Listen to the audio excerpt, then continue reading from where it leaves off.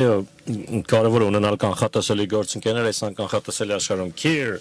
ծեր առաջնորդմամբ տեսնում ենք, որ Միացյալ Թագավորությունը շատ ակտիվ դեր է ստանձնում։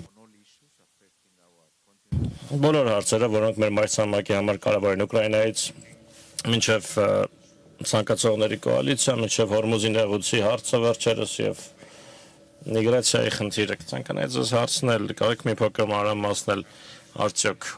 այս հավաքական մարտահրավերների առաջնահերթությունների վերաբերյալ, թե ինչպես ենք միասին աշխատում։ Շատ շնորհակալություն։ Հրաշալի այստեղ լինել Էմանուելը ասաց, շատերն առաջին անգամ են այցելում Հայաստան։ Ես նրանց թվում եմ։ Եվ ուստի շնորհակալություն շատ ջերմ հյուրընկալության համար, ֆանտաստիկ է այստեղ լինել։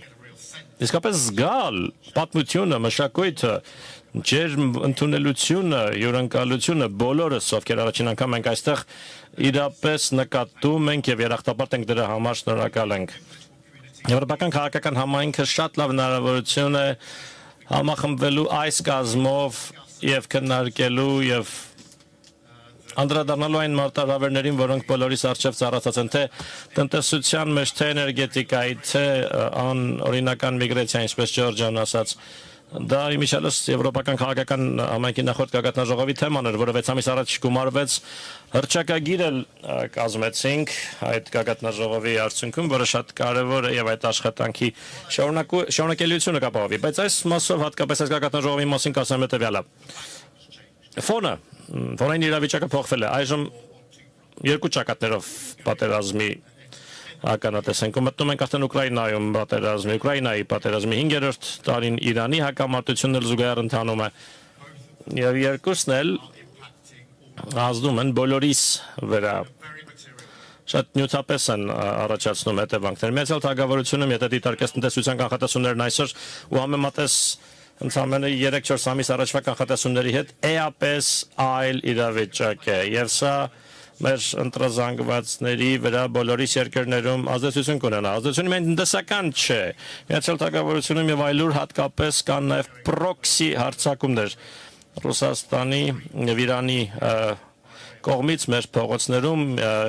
դրսևորմամբ նաև կիբեր հարձակումների դրանք հեռահար չեն, հեռակա չեն, շատ իրական են։ Վոլոդիմիրի դեպքում էլ այս ամենը կա, մենք նրա կողքին կանգնած ենք, ինչպես միշտ ենք կանգնած եղել, եւ երրորդ ազդեցությունը մեր վրա, ինչպես արդեն նշվեց, այն է, որ չենք կարող հերքել, որ որոշ դաշինքներ, որոնցից մենք կախված ենք եղել անցյալում, ներկայումս այնպիսին չեն, ինչպես կուզենք դրանց տեսնել։ Ավելի շատ էլ արվածությունը դաշինքների մեջ, քան պիտի լիներ։ Ու շատ կարևոր է, որ մենք որպես պետությունների խումբ սա միասին դիմագրավենք։ Մարտավարական մակարդակում բավական լավ ենք աշխատել ըստիս։ Ցանկացողների կոալիցիան Ուկրաինայի հարցում մասնավորապես կազմել եւ պահպանել ենք պետությունների խումբ միասնական նպատակով, մեկ նպատակով այն է